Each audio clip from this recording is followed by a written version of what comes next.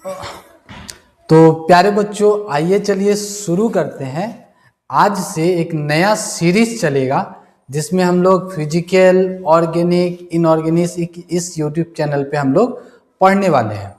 और कुछ ऐसे पढ़ेंगे ना कि JEE Main, JEE Advance, NEET और क्लास 11-12 ये सभी बच्चों को ध्यान में रखते हुए हम लोग केमिस्ट्री को कंप्लीट करेंगे यहाँ पे। ठीक है, एकदम बढ़िया से चलेगा बैच। एक एक चैप्टर के एक एक टॉपिक को एक एक क्वेश्चंस करते हुए, मतलब जितना मतलब वेरिएशंस ऑफ क्वेश्चंस है उन सबको भी हम लोग इंक्लूड करेंगे एकदम बढ़िया से एक्सप्लेनेशन के साथ। और बहुत मतलब विस्तार से चलाएंगे टॉपिक को। ऐसे नहीं कि फटाफट में कुछ पढ़ा दिए, फटाफट में निकाल दिए, ऐसे नहीं कि ऐसा कुछ नहीं करेंगे हम लोग। एक एकदम होता है ना कि एक एक टॉपिक को बहुत गहरा तक जाएंगे और बहुत अच्छे से पढ़ते हुए निकलेंगे हम लोग, ताकि जब हम लोग पढ़ के कंप्लीट कर लेंगे ना तो हमसे हर तरह के सवाल उस चैप्टर से सॉल्व हो। ठीक है, तो चलिए आइए, सबसे पहले जो हम लोग केमिस्ट्री का सेक्शन पढ़ने वाले हैं वो है ऑर्गेनिक केमिस्ट्री। तो अभी हम लोग ऑर्गेनिक केमिस्ट्री से शुरू करेंगे और ऑर्गेनिक केमिस्ट्री को धीरे धीरे करके हर एक चैप्टर्स को पढ़ेंगे, हर एक टॉपिक को पढ़ेंगे चैप्टर के अंदर, उस हर टॉपिक के क्वेश्चंस लगाएंगे ढेर सारे, और उसके बाद फिर जाके ऐसे कर करके चैप्टर्स खत्म करते हुए आगे बढ़ेंगे। ठीक है, तो चलिए आइए शुरू करते हैं। तो सबसे पहले जो यहाँ पे हम लोग है ना, थोड़ा सा ऑर्गेनिक केमिस्ट्री के बारे में जान लेते हैं। देखिए, हाँ, तो देखिए ऑर्गेनिक केमिस्ट्री ये जो है ना, ये है ना वो बेसिकली कार्बन का केमिस्ट्री है। ठीक है, किसका केमिस्ट्री है? कार्बन का केमिस्ट्री है। जो मॉडर्न डेफिनेशन हम लोग जानते हैं उसके पीछे के थ्योरीज में हम लोग नहीं जाएंगे। हम लोग क्या करते हैं कि मॉडर्न सीधा सीधी बात करते हैं। जो आज के डेट में हम लोग जानते हैं कि ऑर्गेनिक केमिस्ट्री जो है वो कार्बन का केमिस्ट्री, मतलब वैसे मॉलिक्यूल जिसमें कार्बन से इन्वॉल्व होंगे वो सब ऑर्गेनिक केमिस्ट्री में आएंगे। कुछ इक्का दुक्का एग्जांपल्स है जो कार्बन केमिस्ट्री मतलब ऑर्गेनिक में नहीं आता है, उनको हम लोग छोड़ देते। ठीक है, जैसे कि कार्बोनेट आयंस ले ले, ये कार्बन डाइऑक्साइड ले ले, तो ये इनऑर्गेनिक मॉलिक्यूल्स है। लेकिन बेसिकली जितने भी जैसे मीथेन है, इथेन है, ग्लूकोज है, फ्रुक्टोज है, बहुत सारे मॉलिक्यूल, सब तो हम लोग पढ़ेंगे उन सब चीज़ों के बारे में। तो ये सब ऑर्गेनिक केमिस्ट्री है। ठीक है, मतलब कार्बन के केमिस्ट्री को ही हम लोग क्या बोलेंगे? Organic chemistry. ठीक है, तो चलिए आइए एक एक करके टॉपिक देखते हैं। अब देखिए इसमें ना सबसे बड़ा बात आ जाता है कि अब हमें थोड़ा सा बॉन्डिंग का ज्ञान होना पड़ेगा। जब हम लोग ऑर्गेनिक केमिस्ट्री पढ़ने जा रहे हैं तो हमें केमिकल बॉन्डिंग का ज्ञान होना चाहिए। तो अब इसका मतलब ये नहीं है कि हम लोग केमिकल बॉन्डिंग चैप्टर पढ़ रहे हैं और उसके बाद में फिर आएंगे यहाँ पे, नहीं। हम लोग यहाँ पे जितना केमिकल बॉन्डिंग हमें जरूरत है उतना हम लोग यहाँ पे पढ़ेंगे। ठीक है, तो मतलब कार्बन से रिलेटेड जो केमिकल बॉन्डिंग में चीज़ें हमें जानना चाहिए वो सब चीज़ें हम लोग यहाँ पे पढ़ेंगे। ठीक है, तो देखिए एकदम बेसिक थ्योरी जो आपने शुरू में भी पढ़े थे उस पर हम लोग बात कर लेते हैं। ठीक है, तो आइए देखिए टेट्रावैलेंसी ऑफ कार्बन देखेंगे। ठीक है, सबसे पहले तो मैं यहाँ पे लिख देता हूँ ऑर्गेनिक केमिस्ट्री। ठीक है, ये हमारा शुरुआत हो रहा है अभी से एक पूरा ब्रांच ऑफ केमिस्ट्री का। हम लोग लिखते हैं यहाँ पे ऑर्गेनिक केमिस्ट्री। ठीक, अब देखिए ऑर्गेनिक केमिस्ट्री में एक एक करके तो सारा टॉपिक हम लोग पढ़ेंगे ही। तो फिलहाल जो अभी हम लोग देखने जा रहे हैं वो है टेट्रावैलेंसी ऑफ कार्बन। ठीक है, अच्छा उससे भी पहले एक दो टॉपिक है, मैं आपको दिखा देता हूँ, पढ़ा दे रहा हूँ। देखिए बॉन्डिंग के बारे में। ठीक, बॉन्डिंग के बारे में देखिए, बॉन्ड्स जो होते हैं ना, BOND, बॉन्ड।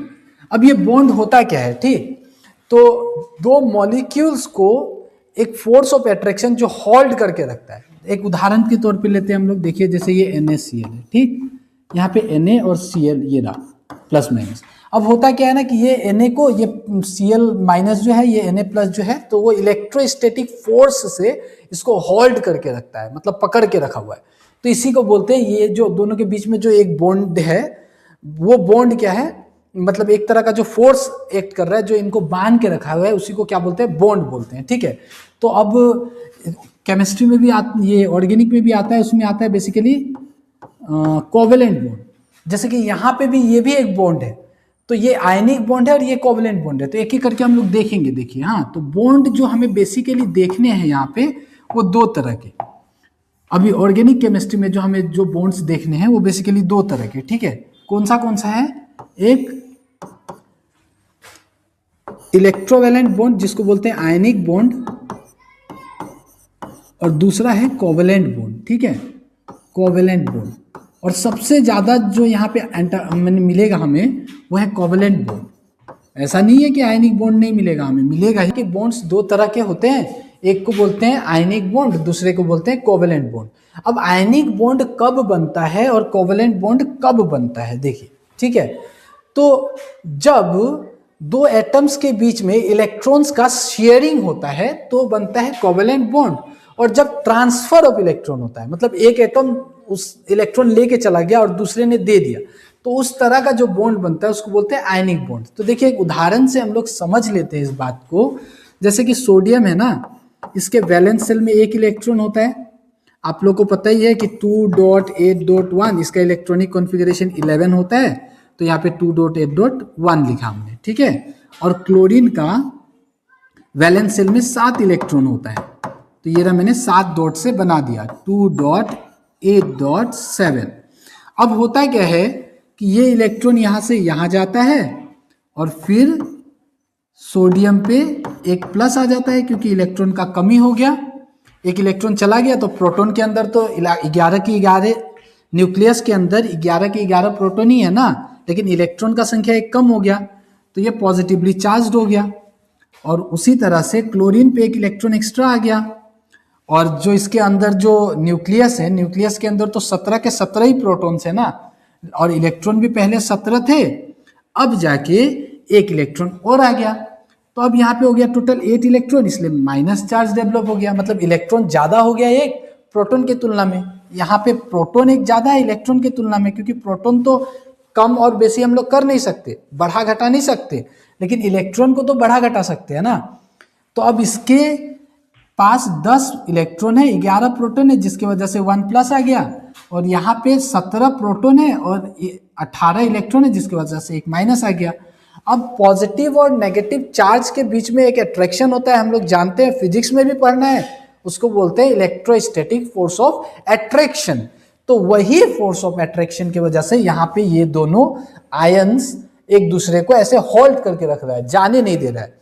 तो इसी को, ये जो फोर्स ऑफ अट्रैक्शन है जो इन दोनों आयंस को आपस में पकड़ के रखा है, उसी फोर्स ऑफ अट्रैक्शन को हम लोग बोलते हैं आयनिक बॉन्ड। तो देखिए आयनिक बॉन्ड हो गया। अब अगर आप नोट करना चाह रहे हैं तो नोट कर ले, मैं थोड़ा सा साइड हो गया। अब चलिए हम लोग कोवेलेंट बॉन्ड को समझते हैं। तो आयनिक बॉन्ड को तो हम लोग समझ गए कि जब आयनिक बॉन्ड में होता है क्या है, ट्रांसफर ऑफ इलेक्ट्रॉन्स होता है, और ये basically electrostatic force of attraction होता है, जो हम लोगों ने फिजिक्स में भी पढ़ा होता है कि प्लस और माइनस के बीच में अट्रैक्शन होता है, प्लस प्लस के बीच में रिपल्सन होता है, माइनस माइनस के बीच में भी रिपल्सन होता है, वही चीज है ये। अब हम लोग पढ़ेंगे कोवेलेंट बॉन्ड। तो चलिए इसको मैं मिटाता हूं, उम्मीद करता हूं आप लोगों ने नोट कर लिया होगा। और देखिए हाँ, अब हम लोग यहाँ पे हर एक टॉपिक पढ़ेंगे जो हमारे सिलेबस में है, जेई मेन, जेई एडवांस और नीट के सिलेबस में है, वो हर एक टॉपिक को पढ़ेंगे। और उनके हर एक क्वेश्चन तो नहीं बोल सकते ना, लेकिन इसलिए नहीं बोल सकते क्योंकि क्वेश्चन तो ऐसा कुछ है नहीं ना कि इतने ही क्वेश्चंस हैं। क्वेश्चंस तो बहुत सारे बनाए जा सकते हैं, आप भी बना सकते हैं जब टॉपिक का अच्छा से ज्ञान हो आपको। तो मतलब हम लोग हर प्रकार के क्वेश्चंस, जो हर टाइप के क्वेश्चन इसमें बन सकते हैं, वो सब हम लोग करेंगे। तो बेसिकली क्या है कि आयनिक बॉन्ड कब बनता है, जब ट्रांसफर ऑफ इलेक्ट्रॉन्स होते हैं। क्या होते हैं इसमें, ट्रांसफर ऑफ इलेक्ट्रॉन्स, ठीक है, ऑफ इलेक्ट्रॉन्स आयनिक बॉन्ड में। इसको इलेक्ट्रोवैलेंट बॉन्ड भी बोलते हैं, ठीक है। और कोवेलेंट बॉन्ड में ना शेयरिंग ऑफ इलेक्ट्रॉन्स होता है। क्या होता है, शेयरिंग ऑफ इलेक्ट्रॉन्स, ठीक है। अब देखिए हम लोग उदाहरण ले लेते हैं कोवेलेंट बॉन्ड का, ठीक। यहीं पे ड्रॉ करता हूं मैं, समझिए ये रहा है कार्बन। अब कार्बन का एटॉमिक नंबर होता है 6, और 6 होता है तो उसके वैलेंस शेल में कितने इलेक्ट्रॉन्स होते हैं, 4। अगर इलेक्ट्रॉनिक कॉन्फ़िगरेशन आप लोगों को याद होगा कार्बन का 2.4, मतलब वैलेंस शेल में कितने इलेक्ट्रॉन्स है, 4। तो उसी को मैंने यहाँ पे डॉट से रिप्रेजेंट किया, ठीक है।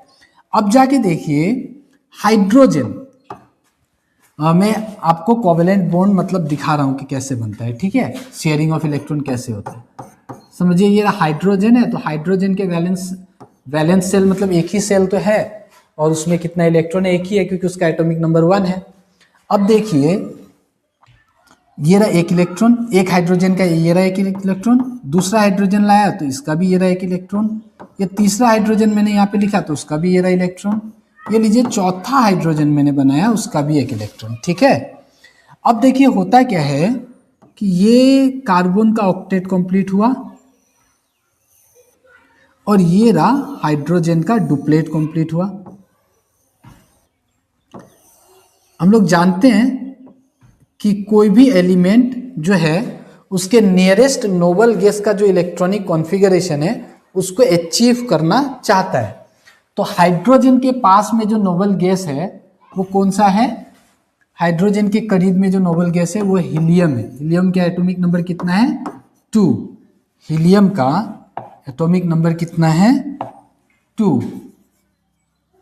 तो मैं ऐसे बना दे रहा हूं, यहां पे मैंने लिख दिया ये रहा He और एटॉमिक नंबर को ऐसे नीचे रिप्रेजेंट करते हैं। ठीक है, और कार्बन का जो नियरेस्ट नोबल गैस है वो है नियोन और नियोन का एटॉमिक नंबर है 10।